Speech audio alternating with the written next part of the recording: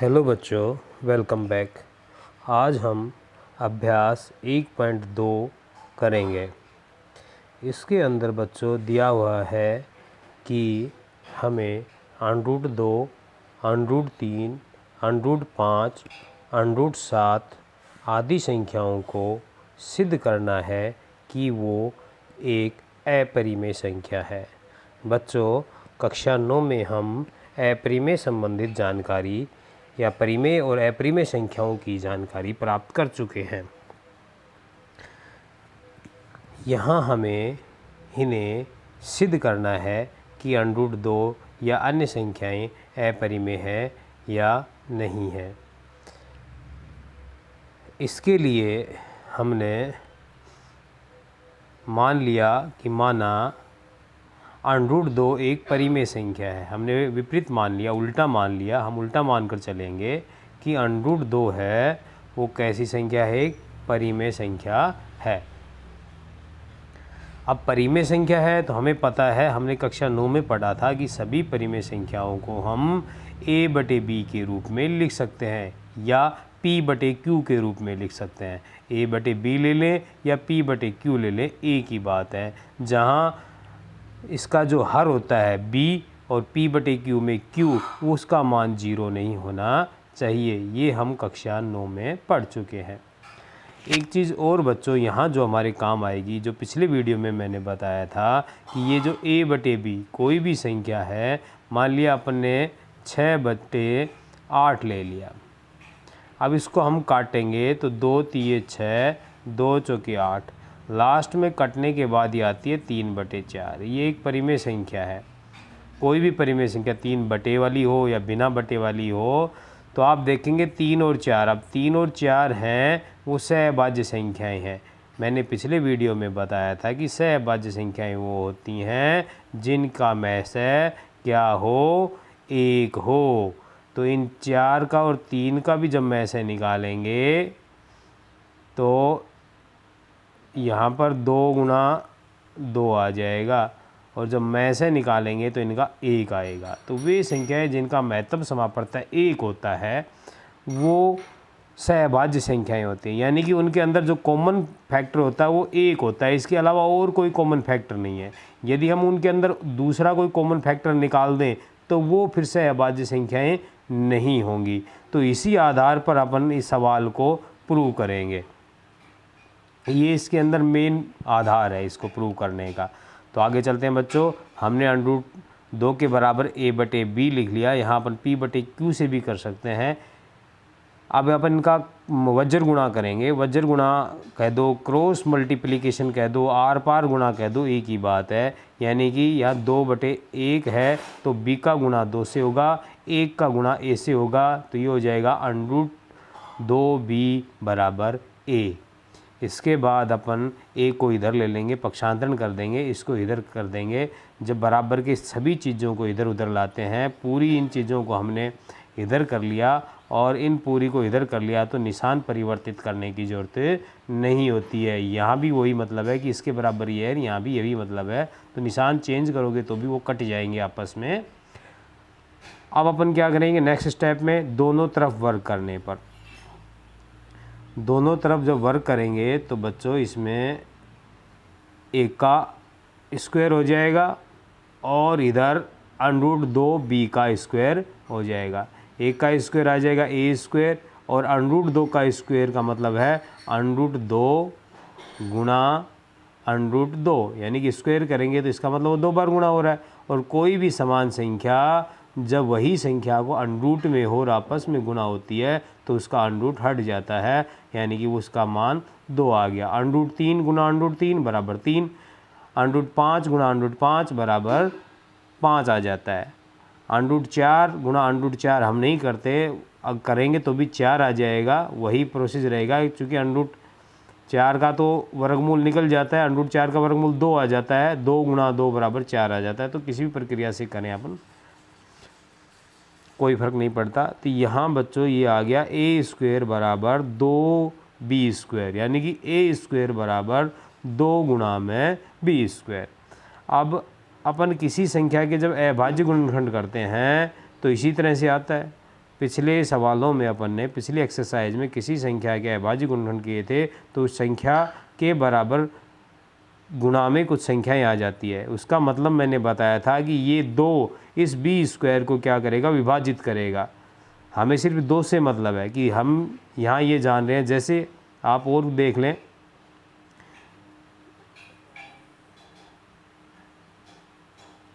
जैसे 6 के अभाज्य गुणनखंड करेंगे तो क्या आता है 2 गुणा में 3।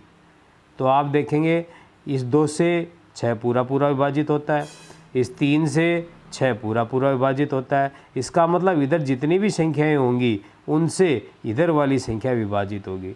इसका मतलब यही हुआ कि इस 2 से ये ए स्क्वायर विभाजित होगा। तो हमारी एक प्रमेय चलती है इसी क्लास में, इसी पाठ में दे रखी है, उसको मैं बाद में बताऊंगा। आप यहाँ पे समझ लीजिए कि यदि 2 ए स्क्वायर को विभाजित करता है तो 2 ए को भी विभाजित करेगा, यानी कि ए का भी 2 को एक फैक्टर होगा। आगे और क्या संख्या होती है वो हमें नहीं पता, लेकिन 2 उसके अंदर ज़रूर आएगा। तो एक बात यहाँ से ये हो गई कि ए का 2 एक फैक्टर है, इसका एक गुणनखंड है। ये बात हमने प्रूव कर दी। अब जब आगे इसको करेंगे तो बच्चों इसमें क्या आएगा, अब इसको हमने समीकरण 1 मान लिया। समीकरण 1 मानने के बाद क्या होगा, इसमें हम a बराबर 2c रख देंगे। a की वैल्यू यहाँ पर क्या कितना रख देंगे, 2c के बराबर रख देंगे।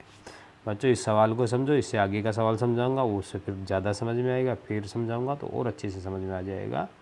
तो यहाँ क्या होगा, जब हमने a की जगह 2c रखा तो a की जगह 2c रखेंगे तो 2c a के ऊपर स्क्वायर है तो उसके ऊपर स्क्वायर आ जाएगा। 2 आ गया, यहाँ 2 था तो यहाँ 2 आ गया, बी स्क्वायर का बी स्क्वायर यहाँ पे आ गया।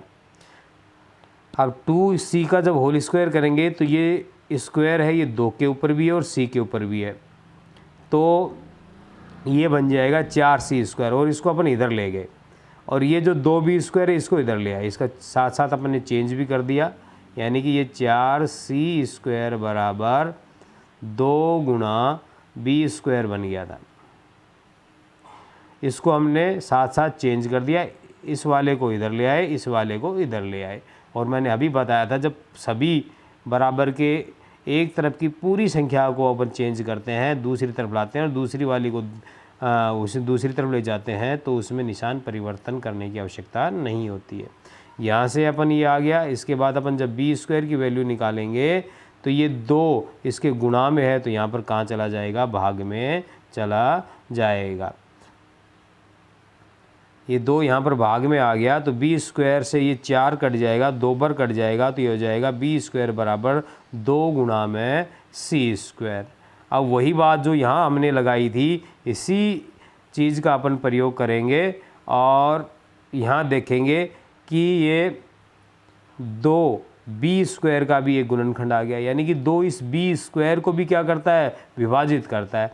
तो 2 बी को भी विभाजित करेगा, यानी कि बी का भी एक गुणनखंड क्या आ गया, 2 आ गया। अब आगे और क्या संख्या आएंगी हमें उनसे कोई मतलब नहीं है। और एक का भी एक गुणनखंड हमने सिद्ध कर दिया था कि भाई 2 आ गया। अब आगे क्या संख्याएं आती हैं उनसे हमें मतलब नहीं है, लेकिन हमने ये प्रूव कर चुके हैं कि एक का एक गुणनखंड 2 है, बी का भी एक गुणनखंड 2 है। तो बच्चों यदि 2 बी स्क्वायर को विभाजित करता है तो 2 बी को भी विभाजित करेगा। अब समीकरण नंबर जो पहले वाला था वो और समीकरण नंबर 2 है, इससे स्पष्ट हो जाता है कि ए और बी का एक में से कॉमन फैक्टर 2 तो आ ही रहा है।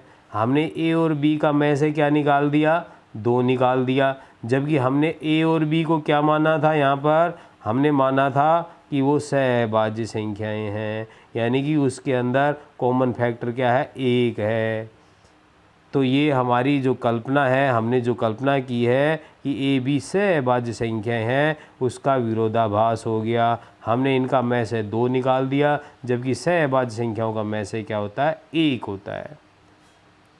तो सहभाज्य संख्याओं का में से क्या होता है, 1 होता है। अतः जो हमने कल्पना की थी कि √2 परिमेय संख्या है, उसका ये विरोधाभासी हो गया, कंट्रोवर्सी हो गया, इसलिए ये गलत सिद्ध हुई। इसलिए अपन क्या कहेंगे, यदि कोई संख्या परिमेय नहीं है तो वो क्या होगी, अपरिमेय है। तो इसलिए √2 क्या है, एक अपरिमेय संख्या है। तो इस तरह बच्चों ये मैं ऊपर में बता देता हूँ आपको एक बार दोबारा से। सहभाज्य संख्याओं के बारे में तो पहले भी बता चुका हूँ कि सहभाज्य संख्याओं का HCF क्या होता है, एक होता है, महत्तम समापवर्त है एक होता है। अब जो प्रमेय अपन ने इसमें काम ली है वो हमारी बुक में है। यदि P एक अभाज्य संख्या है तथा PA² को विभाजित करता है तो PA को भी विभाजित करेगा, जहाँ A एक धनात्मक पूर्णांक है। आपने एग्जाम्पल से समझाया कि P हमने एक अभाज्य संख्या 5 ले ली, A² की वैल्यू हमने मान लिया 100 ले ली, हम मान सकते हैं। अब A की वैल्यू निकालेंगे तो क्या आएगा, उसका अंडरूट निकल जाएगा, स्क्वायर हटेगा यहाँ से तो 100 का अंडरूट निकल जाएगा, 10 आ जाएगी। 10 × 10 100 होता है। तो देखो 5 यानी कि P 100 को विभाजित करता है, 100 में पूरा इसका भाग जाता है, 20 पंजे 100 होता है। तो A² से A की वैल्यू निकाली 10, तो 10 भी 5 से विभाजित हो रहा है। यहाँ देखिए अपन P की वैल्यू 5 ले ली, अपन ने मान लिया A² 81 ले लिया, A की वैल्यू 9 निकलेगी। जब P से 5 से 81 विभाजित नहीं हो रहा तो उससे प्राप्त A की वैल्यू 9 भी उससे विभाजित नहीं होगी। यदि ये A² वाली विभाजित होती है तो A वाली भी विभाजित हो जाती है। यहाँ से अपन अच्छी तरह से इसको समझ सकते हैं। हमें इसका सिर्फ प्रयोग करना है, भाषा यही रखनी है, इस भाषा को रट लेना है। सभी सवालों में ऐसी ही भाषा को काम में लेना है। अब जैसे आगे के सवाल देखेंगे उसमें यही भाषा रहेगी। √2 की जगह √3 हो जाएगा, वही दोनों तरफ वर्क करेंगे, वही A² बराबर यहाँ 3 × B² आ जाएगा। यहाँ पर लिखेंगे 3 A² को विभाजित करता है तो 3 A को विभाजित करेगा, यानी कि वहाँ कॉमन फैक्टर जो 2 आ रहा है यहाँ, वहाँ में से क्या आ जाएगा, 3 आ जाएगा। √5 का करेंगे तो वहाँ पर क्या आ जाएगा, 5 आ जाएगा। एक बात का ध्यान और रखना है बच्चों, जब भी अपन √2 को करेंगे तो यहाँ पर A बराबर 2C वैल्यू रखनी पड़ेगी। √3 को करेंगे तो यहाँ A बराबर 3C रखना पड़ेगा, और √5 का करेंगे तो यहाँ पर A बराबर √5C रखना पड़ेगा। यदि आप √7 का भी करना चाहते हो तो यहाँ A की वैल्यू बराबर 7C रखना पड़ेगा। जैसे √3 का करते हैं अपन। अब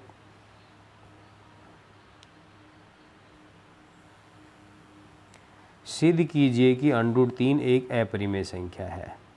इन सवालों को जब आप एक बार करेंगे तो इनकी भाषा आपके याद हो जाएगी। कोई बड़ा नहीं, कुछ भी नहीं है, वही है सेम कि माना √3 एक परिमेय संख्या है। वहाँ पर √2 को माना था, या √3 को मान लिया। वही √3 बराबर क्या होगा, A/B, और A और B क्या है, सहभाज्य संख्या है, यानी कि इनका में से क्या है, 1 है। वही वज्र गुणा कर देंगे, वज्र गुणा करेंगे तो √3 का B से गुणा होगा, A का नीचे जो √3 के नीचे बटे में 1 है उससे होगा, तो A बराबर √3B आ जाएगा। अब अपन इसका क्या करेंगे, दोनों तरफ वर्क कर देंगे। दोनों तरफ वर्क करने पर ये A² आ जाएगा, दोनों तरफ वर्क करने पर ये A² आ जाएगा, और A² बराबर यहाँ √3 B² हो जाएगा। और √3 का जब स्क्वायर करेंगे तो वो √3 × √3 बराबर क्या आ जाएगा, इसमें 3 हो जाएगा। अभी पिछले सवाल में जो बताया था, पिछला सवाल समझाया था, उसमें थोड़ा हार्ड लग रहा होगा, इसमें इजी लग रहा होगा। अब तो जैसे जैसे प्रैक्टिस करेंगे तो इजी हो जाएगा। तो A² बराबर हो जाएगा 3 × B², यानी कि A² बराबर 3 × B², यानी कि 3 है वो इस A² का क्या आ गया, एक गुणनखंड आ गया। ये 3 है इस A² को विभाजित करता है तो 3 A को भी विभाजित करेगा, यानी कि A का भी एक कॉमन फैक्टर क्या होगा, 3 होगा। इसी प्रकार अब हम वही प्रक्रिया है, वहाँ अपन ने A बराबर समीकरण 1 में A बराबर 2C रखा था, 3 का कर रहे थे, यहाँ 3C आ जाएगा। 3C आ गया यहाँ पे।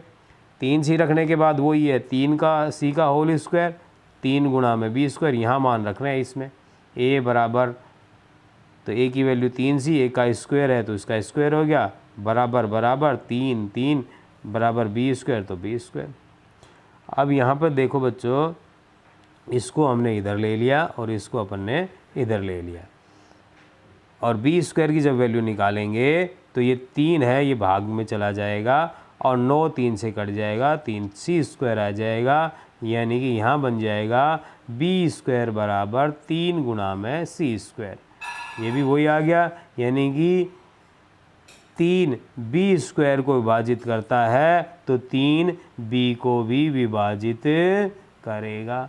यानी कि ए और बी का एक कॉमन फैक्टर क्या हो गया, यानी कि एक सर्वमान्य गुणनखंड क्या हो गया 3, और एक सर्वमान्य गुणनखंड 3 हो गया तो कम से कम उसका 3 तो उसका क्या HCF आ रहा है। और अपन ने इसको क्या माना था कि ये सहअभाज्य संख्याएं हैं, तो जबकि ये जो हमारी कल्पना, इसका मतलब ये हमारी गलत है, और हमारी कल्पना गलत है तो √3 परिमेय संख्या नहीं है, तो फिर कैसी संख्या बच गई, अपरिमेय। तो इसका मतलब क्या हुआ, √3 एक अपरिमेय संख्या है। बच्चों इसी प्रकार हम √5 और √7 को भी अपरिमेय संख्या सिद्ध कर सकते हैं। √5 के लिए अपन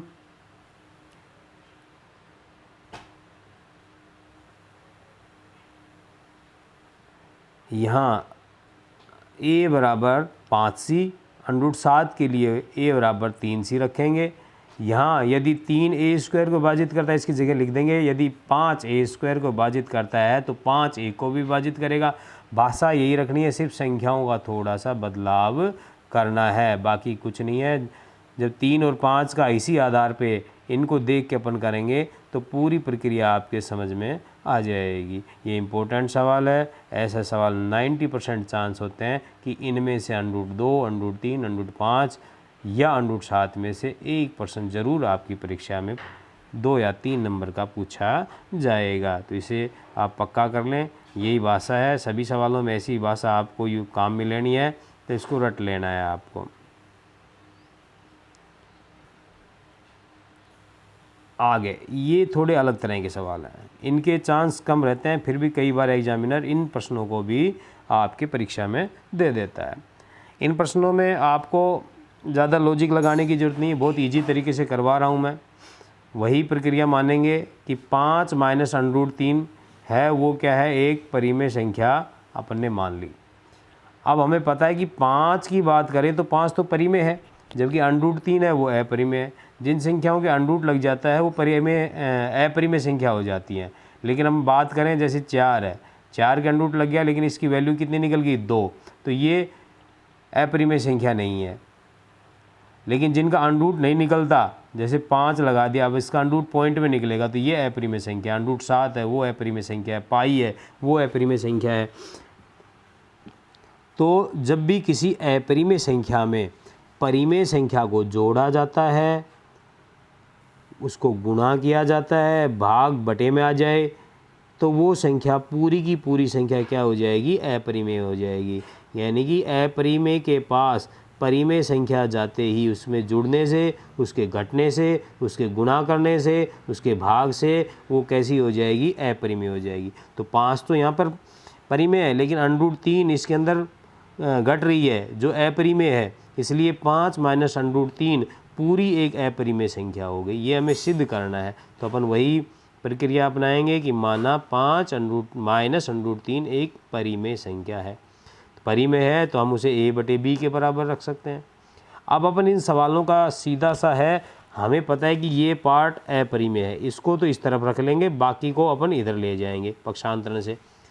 सिर्फ यही धारणा रखनी है, इस सवाल के अंदर जो अपरिमेय संख्या है उसको अपन LHS साइड में, बाकी जितनी भी संख्या है उनको हटाकर RHS साइड में ले जाएंगे। तो माइनस √3 बराबर हो गया a/b, और 5 इधर प्लस का था, इधर आके क्या हो गया, माइनस का। चूँकि ये माइनस √3 है तो हम दोनों तरफ माइनस से गुणा कर देंगे, तो ये माइनस माइनस प्लस हो जाएगा, ये प्लस वाला माइनस हो जाएगा और माइनस वाला प्लस हो जाएगा। इसको थोड़ा सही तरीके से लिखने के लिए हमने इस तरह से लिख दिया, बाकी यहाँ तक भी ठीक था। अब अपन देखेंगे यहाँ पर √3 तो क्या है, अपरिमेय संख्या है, और ये इधर वाली पूरी क्या है, परिमेय संख्या बन रही है। तो कोई भी अपरिमेय और संख्या परिमेय संख्या के बराबर नहीं हो सकती, ये संभव नहीं है। तो इसका मतलब ये संभव नहीं है, तो इसका मतलब क्या होगा कि हमारी जो कल्पना है, हमने जो माना था कि 5 माइनस √3 एक परिमेय संख्या है, वो गलत हो गई। तो हमारी जो क्या नाम है कल्पना है वो असत्य होगी, क्योंकि ये जो बात है ये असत्य है, इसलिए हमारी परिकल्पना या कल्पना है वो गलत हो गई। इसलिए अपन कह देंगे कि ये परिमेय न होके क्या है, अपरिमेय संख्या है। तो इन सवालों में सिर्फ यही लॉजिक है बच्चों की, एक तरफ हम परिमेय को रख लेंगे, दूसरी तरफ अपरिमेय संख्याओं को रख लेंगे। जैसे इस सवाल में सिद्ध करो 3 + 2√5 एक अपरिमेय संख्या है। तो वही प्रक्रिया है, अपन मान लेंगे कि माना 3 + 2√5 एक परिमेय संख्या है। परिमेय है तो उसके बराबर अपन a/b ले लेंगे। यहाँ सहअभाज्य वाला कॉन्सेप्ट नहीं यूज करना है, सहअभाज्य का कॉन्सेप्ट हमें उन्हीं सवालों में यूज करना है। अब यहाँ सबसे पहले अपन प्लस वाली संख्या को हटाएंगे, 3 को हटाया, इधर आके माइनस होगी। अब अपन √5 को तो इधर रखेंगे क्योंकि अपरिमेय संख्या है। अब इसके गुणा में 2 है, 2 को हटाएंगे तो गुणा वाली चीज़ कहाँ चली जाती है, भाग में चली जाती है। या तो अपन इस तरह से रख दें या इस तरह से 1/2 गुणा में a/b - 3, दोनों ही सही हैं। जिन बच्चों के समझ में नहीं आता वो इस तरह से भी रख सकते हैं क्योंकि 1/2 है, ये भाग में चला जाता है इसके। तो √5 वही बात होगी। अब आपके समझ में आ गया ये अपरिमेय संख्या है और ये पूरी यहाँ देखेंगे आप पूरी की पूरी जो संख्या है वो परिमेय है। तो अपरिमेय और परिमेय संख्या बराबर नहीं हो सकती, जो कि क्या है, असत्य है। अतः हमारी कल्पना गलत है। गलत है तो ये परिमेय संख्या न होके क्या हो गई, अपरिमेय संख्या हो गई। आगे के सवाल देखेंगे बच्चों, उसमें क्या है, सिद्ध ये उदाहरण है एक। बच्चों मैं उदाहरण भी करवा रहा हूँ क्योंकि मैंने पिछले वीडियो में बताया था कि उदाहरण भी उतने ही इम्पोर्टेंट है जितने सवाल हैं। बहुत से टीचर उदाहरण छोड़ देते हैं, उदाहरण छोड़ना गलत है क्योंकि उदाहरणों में से भी लगभग 40% जो क्वेश्चन पेपर में आते हैं उदाहरणों में से पूछे जाते हैं। यह है सिद्ध करो 3√2 एक अपरिमेय संख्या है। तो ये बहुत इजी है, 3√2 को हमने परिमेय मान लिया, a/b आ गया। अब यहाँ 3√2 यानी कि 3 गुणा √2 है, तो गुणा में 3 है तो उधर जाएगा तो भाग में जाएगा, यानी कि b के पास गुणा में होगा। या आप इस तरह से भी लिख सकते हो, एक ही बात है, आपके जो भी समझ में आए वैसे कर सकते हो। या आप ज़्यादा नहीं समझ में आए, कमज़ोर बच्चे हैं तो a/b/3 कर दो, ज़्यादा कमज़ोर हैं। बाकी जो बच्चे ठीक हो इस चीज़ को समझ जाते हैं तो आप इस तरह से लिख दोगे तो भी टीचर काम चला लेता है राजस्थान बोर्ड में। तो हम देखेंगे कि √2 ये अपरिमेय संख्या और इधर वाली ये कैसी होगी, परिमेय संख्या होगी। तो ये परिमेय और अपरिमेय बराबर नहीं हो सकती, जो कि क्या है, असत्य है। अतः हमारी कल्पना गलत है, इसलिए गलत है। तो √3 की हमने परिकल्पना की, क्या की थी, परिमेय, तो परिमेय नहीं है तो वो क्या होगी, अपरिमेय है। इसके आगे बच्चों अपन देखते हैं, और अभी एक्सरसाइज के सवाल हैं, उदाहरण भी मैंने करवा दिए। एक एग्जाम्पल और आएगा उसको अपन और ले लेंगे यदि जरूरत पड़ी तो। देखो इसमें है सिद्ध करो निम्नलिखित संख्याएं अपरिमेय है। 1/√2 पहला सवाल है इसमें। अब 1/√2 को देखेंगे तो वही है, अपन मान लेंगे कि 1/√2 क्या है, एक परिमेय संख्या है। तो इसके बराबर किसको मान लेंगे, 1/√2 बराबर a/b। अब चूंकि ये √2 भाग में है, इसको अपन इधर ले जाने में दिक्कत आएगी, तो हमने एक छोटी सी प्रक्रिया अपना ली कि √2 का ऊपर √2 का नीचे गुना कर लेना। ध्यान रखना बच्चों, ये अपने आप में थोड़ा स्पेशल सवाल है। मान लो आप इसकी यहाँ 1/√2 की जगह 1/√3 भी आ सकता है, 1/√5 का सवाल भी आ सकता है। तो उसमें आपको √3 का ऊपर नीचे गुणा करना पड़ेगा। √5 में आपको √5 और √5 का गुणा करना पड़ेगा। तो यहाँ गुणा करने पर ऊपर से गुणा करने देते हैं, √2 गुणा 1 तो √2, और जब √2 का √2 से गुणा होता है तो 2 आ जाता है। ये पिछले वीडियो में देखा कि समान √ वाली संख्याओं का गुणा होता है तो √ हट जाता है। अब यहाँ से इजी में ये √2 ऊपर आ गया। अब ये इसके भाग में 2 है, इसको अपन क्रॉस मल्टीपल से यानी कि आर पार या वज्र गुणा से ये 2 इधर आ गया, 2 गुणा a/b। अब अपना बिल्कुल सही हो गया कि एक तरफ तो अपरिमेय संख्या हो गई और दूसरी तरफ क्या हो गई, परिमेय संख्या होगी। अब वही प्रक्रिया है कि अपरिमेय और परिमेय संख्या बराबर नहीं हो सकती, तो इसका मतलब हमारा ये असत्य हो गया। सत्य असत्य हो गया तो हमारी कल्पना गलत होगी। कल्पना गलत हो गई तो ये 1/√2 कैसी हो गई, अपरिमेय नहीं हो, अपरिमेय संख्या हो गई, परिमेय नहीं रही। आगे के प्रश्न में देखेंगे बच्चों, तो 7√5 एक परिमेय संख्या है, ऐसा ही सवाल आ चुका है। यहाँ वही है, अपन ने मान लिया कि परिमेय संख्या है। 7√5 बराबर a बटे b आ गया। √5 बराबर 7 यहाँ पे गुणा में है तो इधर आके भाग में आ गया, और ये सिंपल सा सवाल अपन ने कर दिया। तो बच्चों इसको आप इजीली कर सकते हो। आगे का जो सवाल है वो भी बहुत इजी है। 6√2 एक परिमेय संख्या है, तो इसमें भी अपने को 6 को इधर लाना है, √2 को इधर रखना है और माइनस हो जाएगा, और वही प्रक्रिया मैंने बहुत इजी तरीके से इनको समझाया है, ज़्यादा घोच पोच नहीं किया, और एक जैसी भाषा रखी है ताकि बच्चों को एक जैसा अभ्यास हो तो वो सवाल इजी में हो जाए। तो बच्चों ये हमारी अभ्यास थी 1.2।